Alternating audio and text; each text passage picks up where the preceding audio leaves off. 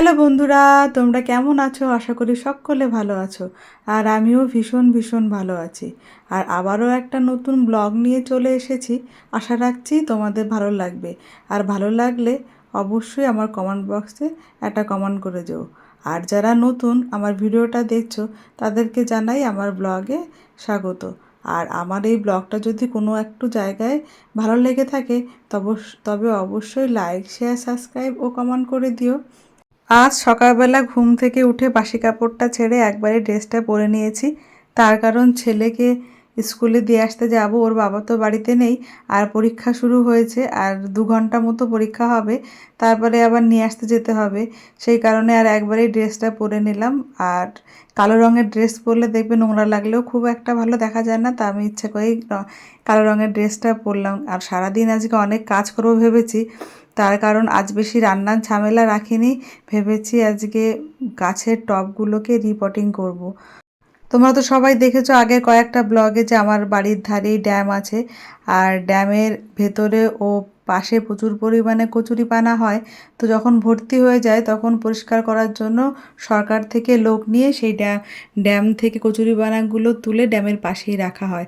তো সেখানে ওইগুলো পচে গিয়ে সুন্দর সার মাটি হয়, তো আমি নিয়ে এসেছিলাম। তো সেইগুলোকেই এখন টবের মধ্যে দেব। আর সারটা কিন্তু ভীষণ সুন্দর হয়, গাছগুলো কিন্তু খুব ভালো বাড়ে। শুনেছি সরকার থেকেও নাকি এই কচুরিপানা দিয়ে সার বানাবে, তৈরি করে বাজারে বিক্রি করবে। তো আমার আমার কোয়ার্টারের সাইডে এত প্রচুর পরিমাণে মাটি রয়েছে, মানে ওই কচুরিপানার সার রয়েছে। তো সেটা আমি বেশ কয়েক বস্তা এনেছিলাম। বেড কাভারটা বেশ কিছুদিন পাতা হয়েছিল, প্রায় সপ্তাহখানেক হতে গেছে। তো ছেলে মেয়ের বাড়ি নোংরাটাও বেশি হয়, তো চেঞ্জ করব করাই হচ্ছিল না, তো আজ করে ফেললাম। আর দেখো আমি বেড কাভার চেঞ্জ করছি, আর আমার মেয়ে এসে আমাকে সব কাজে হেল্প করবে। যে কাজ করতে যাব সেই কাজে আমাকে এসে হেল্প করবে। এখন হেল্প হেল্প শিখেছে সেটাও বলবে। আর আমার সব মেয়ের এইগুলো মেয়ে, ওর যেরকম পুতুল, যাই পুতুল হোক না কেন সেটা নাকি ওর মেয়ে হয়। আর আমার মেয়েকে ওর পুতুলের মধ্যে একটু বসিয়ে দিলাম, আমার পুতুলকে। আর ওখানে চুপ করে বস, আমি ঠিক করে আগে ঝাড়টা দিই, পরিষ্কার করি, তারপরে এখান থেকে নামবি।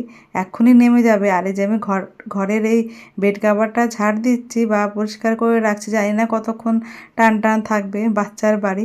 তবে দেখবে ঘরের এই বেড কাভার একটা টান টান থাকলে বিছানাটা দেখবে ঘরের পুরো লুকটাই চেঞ্জ হয়ে যায়। আর সঙ্গে যদি একটা সুন্দর বেড কাভার থাকে, আর তোমার ঘরে কিছু থাক না থাক, কিন্তু এই বেড কাভারটা সুন্দর করে পাতা থাকলে আর সুন্দর একটা বেড কাভার থাকলে ঘরের সৌন্দর্য কিন্তু অনেক পরিমাণ বেড়ে যায়। আর সাদা আমার সবসময় ভালোই লাগে, কিন্তু ওই যে ছেলে মেয়ে আছে তো নোংরাটা একটু বেশি হয়, তবু মাঝে সাঝে সব রকমই পাততে হয়। আর আমি বিছানা করার পরে আমার যে কাঁথাগুলো ছিল সবগুলো আমি গুছিয়ে নিলাম। আর এই সাদা কাঁথাটা দেখছো না, এটা কিন্তু আমার শাশুড়ি মায়ের শাশুড়ি মার কাঁথাটা। তো কাঁথাটা খুব একটা বড় না, ছোট, তো আমার মেয়ের জন্য নিয়ে এসেছি, ও গায়ে দেয়। আর এইদিকে দেখো আমার বিছানা তোলা হয়ে গেছে, এবার আমার ছেলেকে রেডি করছি স্কুলে নিয়ে যাব বলে। আমাদের প্রাত্যহিক জীবনে কত যে কাজ থাকে তারই একটা নেই। এই প্রতিদিনের রান্না বান্না, ঘর গোছানো, জামা কাপড় কাচা, ছেলে মেয়েদের যত্ন নেওয়া, আরও কত কী। এই কাজগুলো প্রত্যেক দিন নিয়মেই করতে হয় আমাদের। কিন্তু এই নিয়মের বাইরেও যে আরও কত কাজ থাকে, সেগুলো নিয়মিত না করলেও মাঝে মাঝেই করতে হয়। আর তেমনই কিছু কাজ, প্রতিদিন তো রান্না, ঘর গোছানো দেখাই, তো আজ একটু ভাবলাম অন্যরকম কাজগুলো দেখাই। আর এই ছেলেকে স্কুলে নিয়ে যাচ্ছি, আর স্কুল থেকে ফেরার পথে দুধটাও নিয়ে আসবো, এসে বাদবাকি কাজগুলো করব। আর বললাম যে রান্নার ঝামেলা একটু কম আছে, তো সেই সুযোগটার একটু সদ্ব্যবহার করব, গাছগুলোর একটু পরিচর্যা করে নেওয়া যাক। অনেক দিন ধরেই ভাবছিলাম, তো আজ যখন সুযোগ হয়েছে তো তার সঠিক ব্যবহার না করলে হয়। আর এসে আমি বাড়িতে এসে বাদবাকি কাজগুলো যেগুলো ছিল করে আমি যে গাছ লাগাতে চলে এসেছি। আর আমার সব কাজে আমার মেয়ে তো থাকবেই। আর এই ছুরি নিয়ে দেখো ওই মাটিগুলো কোপাচ্ছে। আর এই বর্ষায় গাছ রিপোর্টিং করলে সব থেকে ভালো হয়, কারণ এই সময় গাছের গ্রোথ ভালো হয় এবং গাছ বলতে গেলে মরেই না।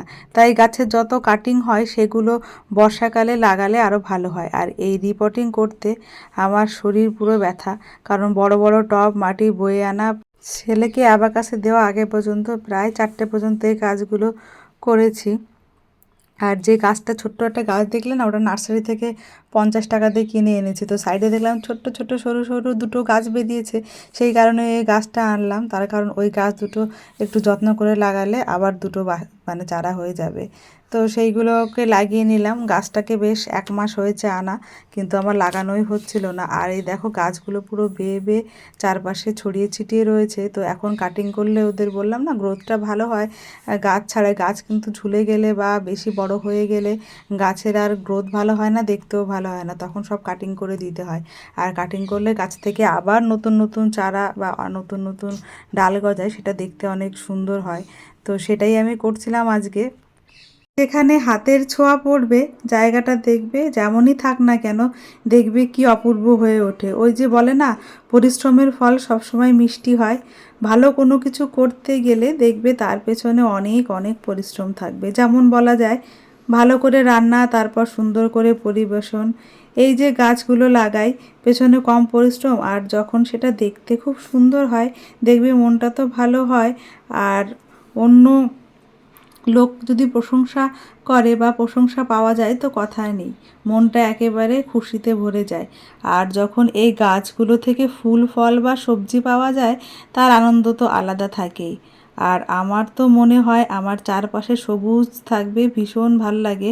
শুধু আমার না, একদম ছোট থেকে বড় সবারই মনে হয় ভালো লাগে। আর আমার মনে হয় কি, ঘরবাড়ি একটু ভাঙাচোরা থাক, কিন্তু সেই জায়গাটা মনে হয় মেকআপ করা যায় এই গাছগুলো দিয়ে।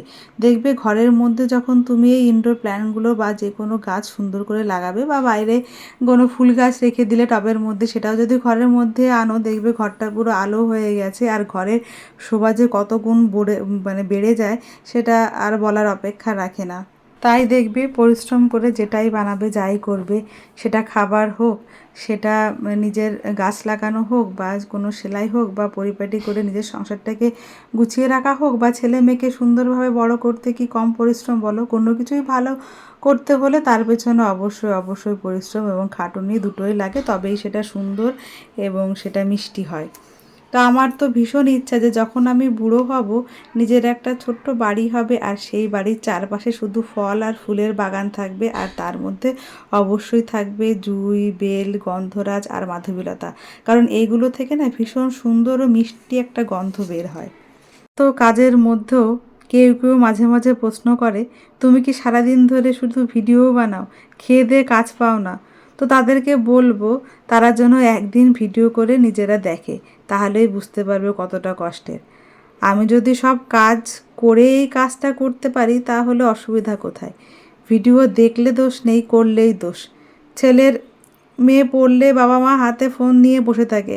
আমি সাধারণত ওদের সামনে ফোন চালাই না। আর আমার ছেলে মেয়েকে খাওয়ানো, স্নান করানো, পড়াশুনো করানো আমিই করি। আর সব পড়া, আঁকা, কবিতা, অঙ্ক আমিই দেখি। আমি সব কিছু করেই আমার কাজটা করি। কারণ যেটা ভালোবাসি যদি নিজের জন্য করি তো অসুবিধা কোথায়? আর আমার ভিডিও নিয়ে এত অসুবিধা, যারা ভিডিও করে না তাদের কি সব সময়টাই তাদের ছেলে মেয়েকে দেয়? কেন তারা কি ফোন দেখে না, টিভি দেখে না, তারা কি ঘুমোয় না?